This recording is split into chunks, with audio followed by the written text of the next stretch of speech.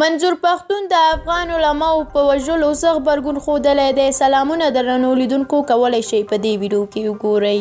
د غورځنګ مشر منظور پښتون په کابل د تېرې ورځې چاودنې ته په اشارې چې له امله یې په جومات کې ملا او څو نور ملکي وګړي شهیدان شول، وایي د افغانستان سره د سولې ژمنې وشوې، خو تر اوسه هلته جنګ روان دی او کړي ژمنې په هوا پاتې دي.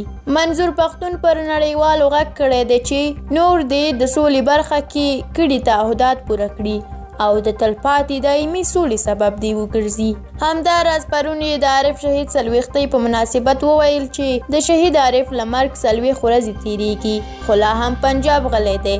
مشر په ټینګار وویل چې د پنجاب دغه بې پروایي به پښتون قام د خپل راتلونکي لپاره یوې لویې پرېکړې ته مجبور کړي. دا په داسې حال کې ده چې په کابل ښار کې پر شیرشاه جامع جومات د جمعې لمانځه ادا کولو په وخت کې د تروریستي برید په ترسره کولو سره د یاد جومات د امام او خطیب مولوي عزیز الله مفلي په ګډون یو شمېر لمونځ کوونکي هم شهیدان او ټپیان شول. او همدارنګه د هیواد جمهور رئیس اړوند ارګانونو ته د دې دردناکې پیښې د هر اړخیزې ارزونې لارښوونه وکړه او د شهید مولوي عزیز الله مفلي او ټولو شهیدانو کورنیو ته د خپلې ژورې ډاډګیرنې او غمشریکۍ مراتب وړاندې کولو ترڅنګ د خدای تعالی په دربار کې ټپیانو ته د بشپړې روغتیا هیله وکړه.